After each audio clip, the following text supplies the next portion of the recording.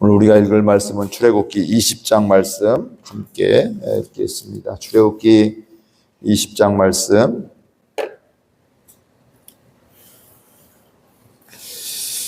우리 교독하겠습니다. 하나님이 이 모든 말씀으로 말씀하여 이르시되 나는 너를 애굽 땅 종되었던 집에서 인도하여 낸 내 하나님 여호와이니라. 너는 나 외에는 다른 신들을 내게 두지 말라. 너를 위하여 새긴 우상을 만들지 말고 또 위로 하늘에 있는 것이나 아래로 땅에 있는 것이나 땅 아래 물속에 있는 것에 어떤 형상도 만들지 말며 그것들에게 절하지 말며 그것들을 섬기지 말라. 나 내 하나님 여호와는 질투하는 하나님인즉 나를 미워하는 자의 죄를 갚되 아버지로부터 아들에게로 3, 4대까지 이르게 하거니와 나를 사랑하고 내 계명을 지키는 자에게는 1000대까지 은혜를 베푸느니라. 너는 내 하나님 여호와의 이름을 망령되게 부르지 말라. 여호와는 그의 이름을 망령되게 부르는 자를 죄 없다 하지 아니하리라. 안식일을 기억하여 거룩하게 지키라.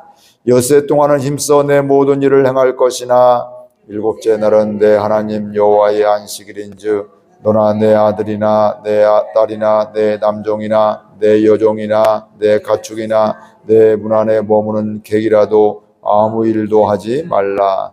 이는 엿새 동안에 나 여호와가 하늘과 땅과 바다와 그 가운데 모든 것을 만들고 일곱째 날에 쉬었음이라.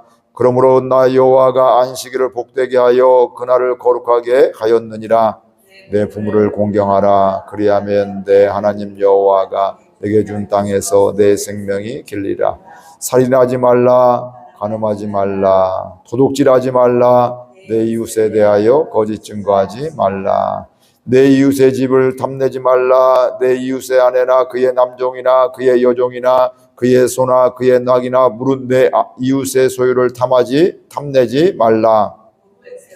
우레와 납번개와 나팔소리와 산의 연기를 본지라. 그들이 볼 때에 떨며 멀리 서서 모세에게 이르되 당신이 우리에게 말씀하소서 우리가 들으리이다. 하나님이 우리에게 말씀하시지 말게 하소서 우리가 죽을까 하나이다. 모세가 백성에게 이르되 두려워하지 말라. 하나님이 임하심은 너희를 심함하고 너희로 경외하여 범죄하지 않게 하려 하심이니라. 백성은 멀리 서 있고 모세는 하나님이 계신 흑암으로 가까이 가니라. 여호와께서 모세에게 이르시되 너는 이스라엘 자손에게 이같이 이르라.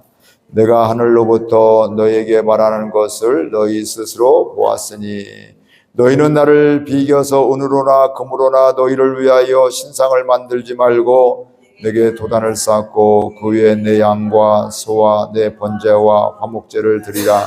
내가 내 이름을 기념하게 하는 모든 곳에서 내게 임하여 복을 주리라. 내가 내게 돌로 제단을 쌓거든 다듬은 돌로 쌓지 말라. 내가 정으로 그것을 쪼면 부정하게 함이니라. 너는 징계로 내 제단에 오르지 말라. 내 하체가 그 위에서 드러날까 함이니라. 아멘. 오늘 말씀은 시내산에서 하나님께서 모세를 통해서 주시는 10계명을 주시고 그 10계명을 이스라엘 백성들에게 전하는 이런 말씀들이 나오게 됩니다. 10계명에 대한 말씀도 있지만 오늘 말씀 한번 2절 한번 같이 읽어볼까요? 2절 말씀 같이 읽겠습니다. 나는 너를 애굽 땅 종되었던 집에서 인도하여 낸 하나님 여호와니라. 아멘. 하나님께서 이스라엘 백성들에게 자신을 하나님 당신을 소개하는 말씀이에요. 지금 출애굽했고 광야 생활을 하고 있는데 그들에게 소개하기를 나는 너를 애굽 땅 종되었던 집에서 인도하여 낸 내 하나님 여호와니라. 애굽에서 너희들에게 종살이를 하고 있었는데 거기서 내가 너희들을 출애굽시켰다, 해방시켰다. 이것을 분명하게 이야기하고 그게 바로 나 여호와 하나님이다. 하나님 여호와다. 이렇게 말씀을 하고 있습니다. 이스라엘 백성들이 순간 이것만 뿐만 아니라 사실은 아브라함 때부터 계속해서 하나님의 언약의 말씀을 약속의 말씀을 가지고 이스라엘 백성들을 이끄셨음을 우리가 알 수가 있습니다. 아브라함을 통해서도 또 이삭, 야곱을 통해서 믿음의 선진들을 통해서 하나님이 행하신 것을 이스라엘 백성들은 들었습니다. 그렇죠? 그걸 듣게 되고 하나님이 이렇게 우리를 인도해 주셨고 이렇게 구원해 주셨고 이것들을 듣게 되었고요. 애굽에서 종살이 하다가 지금 출애굽하는 과정 속에서 들었을 뿐만 아니라 이제 직접 본인들이 눈으로 보게 되었습니다. 하나님이 이렇게 구원하여 주셨습니다. 10가지 재앙을 통해 애굽의 10가지 재앙을 통해서 우리가 이렇게 출애굽했습니다. 또 광야 생활을 통해서도 하나님이 이렇게 행하여 주셨습니다. 이렇게 이야기를 하고 있습니다. 이 이야기는 바로 우리가 하나님 앞에서 이렇게 살아가게 될 때 하나님의 인도하심이 아브라함 때에도 또 출애굽 때에도 광야에도 앞으로도 계속해서 하나님께서 하신다는 것을 의미하고 있습니다. 너희들 출애굽했는데 이게 목적이 아니라는 거죠. 출애굽을 해서 지금 광야 생활 또 지금 고통도 있고 아픔도 있고 헤쳐나갈 것이 많은데 이게 끝이 아니라는 거예요. 하나님은 출애굽하였던 그 하나님이 광야에서도 인도하실 것이고 가나안 땅에서도 인도하시고 너희들 평생도록 함께 인도하여 주실 것이다. 이것을 말씀하고 있습니다. 즉 이스라엘 백성들이 소망 없이 애굽에서 살고 있었는데 노예로서 살고 있었는데 하나님의 은혜로 말미암아 그들을 언약대로 그들을 구원해 주셨다. 해방해 주셨다. 그 약속대로 가나안 땅을 향하여 가고 있다. 이것을 분명하게 말씀을 하고 있습니다. 그럼에도 불구하고 이스라엘 백성들은 하나님의 은혜를 보았음에도 불구하고 이스라엘 백성들은 순간순간 어려움이 올 때마다 원망을 하고 불평을 하게 되고요. 그리고 그 모습을 본 모세는 하나님께 이스라엘 백성들의 모습을 사실 그대로 이야기하면서 하나님께 기도하는 모습을 보게 되고 그 다음에 하나님 그 기도를 들어주셔서 그 문제를 해결해 주시는 그 하나님, 즉 너희들 애굽에서 출애굽하여서 또 가나안 땅으로 이끌고 있는 영원히 내가 너희들과 함께 하려고 하는 그 하나님의 언약의 말씀, 그것을 신실하게 이루어 주심을 말씀하고 있습니다. 하나님께서는 그들에게 지금 잊고 있는 그들에게 말씀을 하고 있는 겁니다. 지금 보여지는 것, 광야에서 어려움이 있고 목마름이 있고 배고픔이 있고 또 관계 속에서 어려움이 있는데 그것 때문에 하나님을 잃어버리고 있는데 하나님께서 말씀하시기를 나는 너희를 애굽에서 종살이 하던 너희들을 내가 너희를 출애굽시킨 해방시킨 자유하게 하게 한 하나님 여호와다 이렇게 말씀을 하고 있습니다. 그 하나님께서는 오늘 우리에게도 말씀해 주고 있습니다. 우리는 하나님의 은혜로 예수 그리스도를 믿음으로 말미암아 구원을 받았습니다. 하나님의 은혜로 구원을 받았는데 구원을 받고 나서 우리는 그것만 감격하고 있다가 또 때로는 어려움이 있고 이스라엘 백성과 똑같아요. 어려움이 있고 이런저런 아픔이 있고 또 안타까움이 있으면 하나님을 잃어버리는 그리고 그 문제에 사로잡혀서 불평하고 원망하는 우리의 모습을 볼 수가 있는데 그 상황 속에서 하나님이 오늘 우리에게도 주시는 말씀은 그 말씀이죠. 나는 너희를 예수 그리스도로 말미암아 구원한 여호와 하나님이다. 나는 너희를 구원한 하나님이다. 이 이야기는 구원 자체가 목적은 아니고 구원을 통해서 너희들 앞으로의 삶을 통해서 광야 생활을 통해서 인생길을 향해 걸어가게 될 때 내가 너희와 항상 함께 하겠다. 출애굽시켰던 것 같이 또 우리를 죄 가운데서 죄의 자녀가 종되었던 우리를 하나님의 은혜로 예수 그리스도 십자가의 은혜로 말미암아 구원해 주셨던 그 은혜와 같이 앞으로 인생길에 있어서도 때로는 광야가 되고 아픔도 있고 어려움도 있지만 그 상황 속에서 하나님의 우리의 삶을 인도해 주신다. 이렇게 말씀을 하고 있습니다. 때로는 환경 보면 상황 보면 나 혼자 있는 것 같아요. 나 홀로 있는 것 같아요. 이스라엘 백성들과 같이 불평과 불만이 나오게 되는데 그럼에도 불구하고 하나님은 포기하지 않으시고 계속해서 말씀해 주시고 하나님이 하나님이심을 말씀해 주시면서 인도해 주심을 알 수가 있습니다. 그 이야기는 앞으로도 우리도 생명 주실 때까지 하나님이 인도해 주신다는 거예요. 그러니까 이스라엘 백성들이 지금 하나님의 인도하심을 잘 모르고 있는 것들이에요. 하나님의 능력과 기적을 행하심을 보았음에도 불구하고 또 다른 어려움 때문에 하나님을 잃어버리는 이런 모습들. 근데 우리의 모습이 이런 모습이라는 것이죠. 그 모습 가운데서 우리가 하나님을 잃어버리고 있는데 하나님은 여전히 계속해서 말씀하고 있는 겁니다. 잊고 있는 그들에게 말씀하여 주셨듯이 오늘 우리에게도 잊고 있는 우리에게 나는 너희를 구원한 너희들의 조건이 아니라 자격이 아니라 너희들의 능력이 아니라 예수 그리스도의 십자가의 은혜로 내가 너희를 택하여 줬기 때문에 내가 너희들을 구원했다. 그리고 앞으로도 인도할 것이다. 이것을 말씀해 주고 있습니다.